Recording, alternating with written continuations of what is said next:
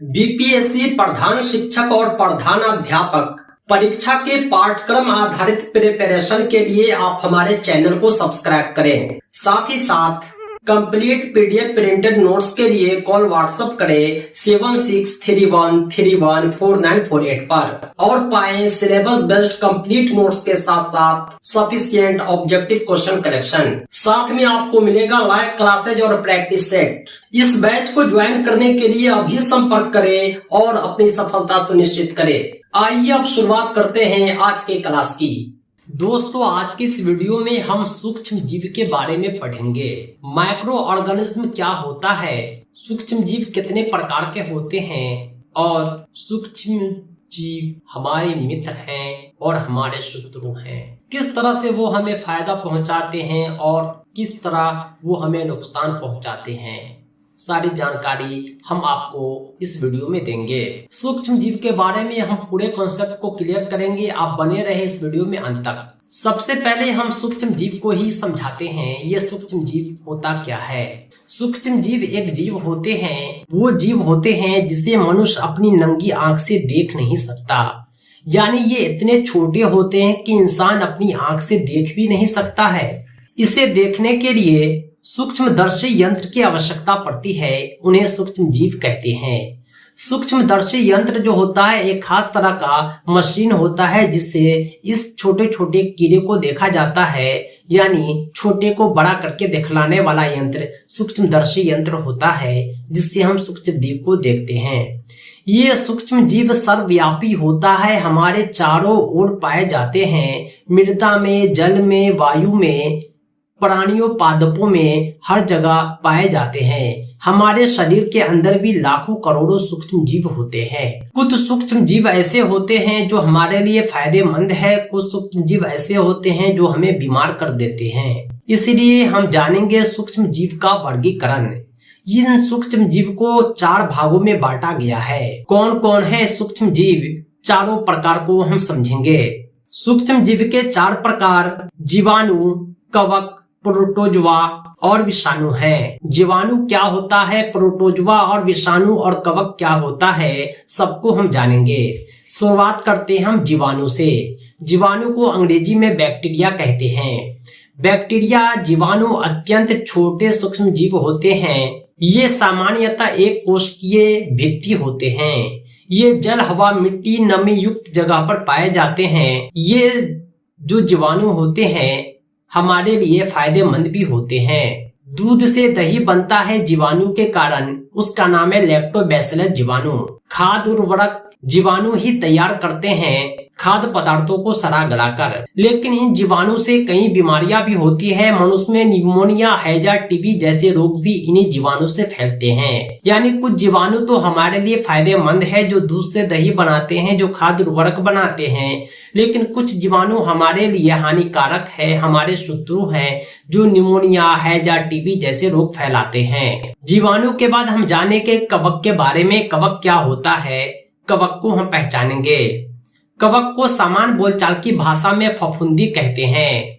ये चमड़े, भोजन, अचार में उग जाते हैं। कवकों के तंतु एक कोशिकीय या बहुकोशिकीय होते हैं। कवक जो होते हैं सड़े गले जीव जंतु पौधे को खाकर खनिज में बदल देता है। पेनिसिलिन, एस्ट्रेमाइसिन जैसी औषधि कवक से निर्मित होते हैं। ये पौधे जंतु मनुष्य में दांत, खाज, खुजली फैलाते हैं। यानी कवक का जो है औषधीय प्रयोग भी है। ये पेनिसिलिन, स्ट्रेप्टोमाइसिन जैसी औषधि को बनाते हैं। सड़े गले जीव जंतु पौधे को खाकर खनिज में बदलते हैं, इसलिए कवक हमारे मित्र हैं।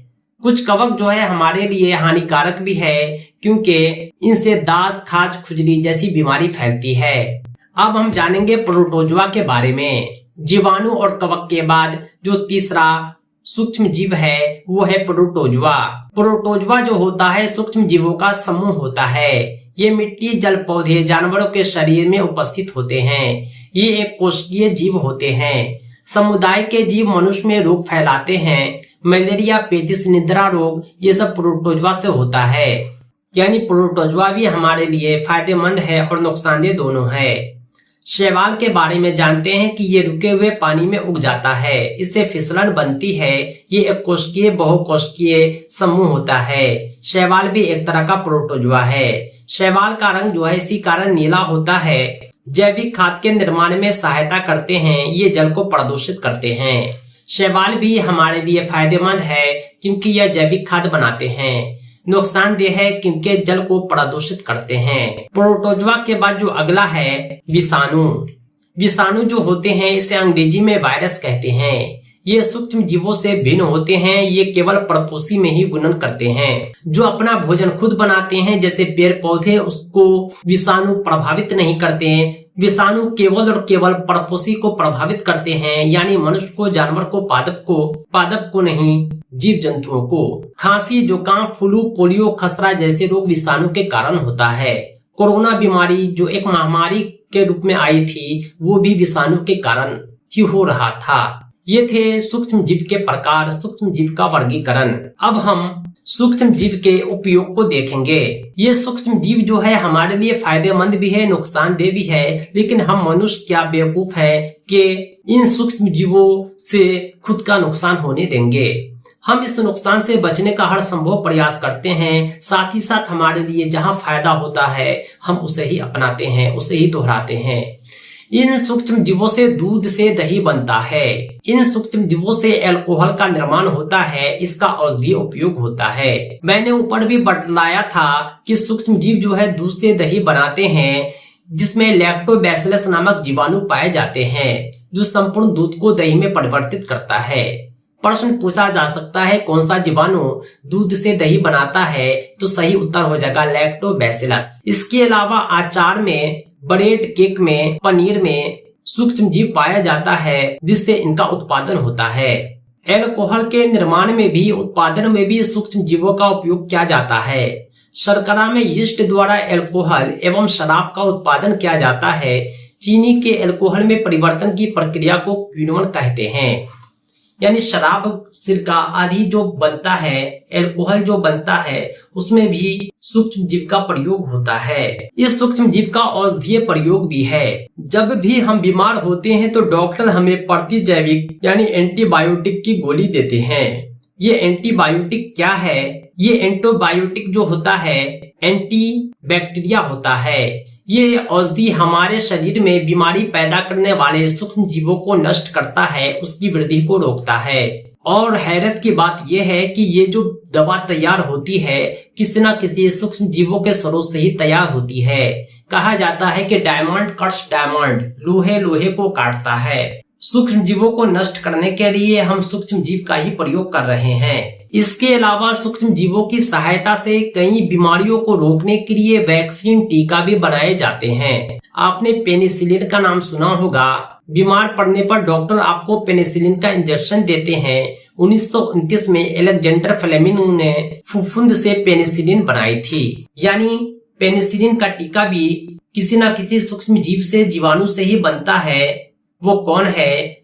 फफूंद। वैक्सीन जो होता है एक तरह का इंजेक्शन होता है। इसमें हमारे शरीर में सूक्ष्म जीव को प्रवेश किया जाता है ताकि वह बीमार करने वाले सूक्ष्म जीव से लड़ सके। दोस्तों, यह है सूक्ष्म जीवों के उपयोग। यानी कहने का मतलब यह है कि जितने भी माइक्रो ऑर्गेनिज्म हैं, सब के सब हमारे लिए इम्पोर्टेंट है। जीवाणु, विषाणु, कवक, प्रोटोजुआ हमें नुकसान तो पहुंचाते हैं, लेकिन हम उससे बहुत फायदा लेते हैं और ले सकते हैं। दोस्तों, आज के लिए इतना ही। बीपीएससी प्रधान शिक्षक, प्रधान अध्यापक नियुक्ति परीक्षा के संपूर्ण अध्ययन सामग्री के लिए आप हमसे संपर्क करें 7631314948 पर और प्राप्त करें पाठ्यक्रम आधारित कंप्लीट नोट्स, मॉक टेस्ट और हमारे प्राइवेट वीडियोज। आप हमारे नोट्स को पीडीएफ के अतिरिक्त प्रिंटेड भी मंगवा सकते हैं। पीडीएफ नोट्स आपके व्हाट्सएप पर और प्रिंटेड बाय पोस्ट आपके एड्रेस पर भेज दिए जाएंगे। तो दोस्तों, आज के लिए इतना ही। बहुत बहुत धन्यवाद। Thanks for watching.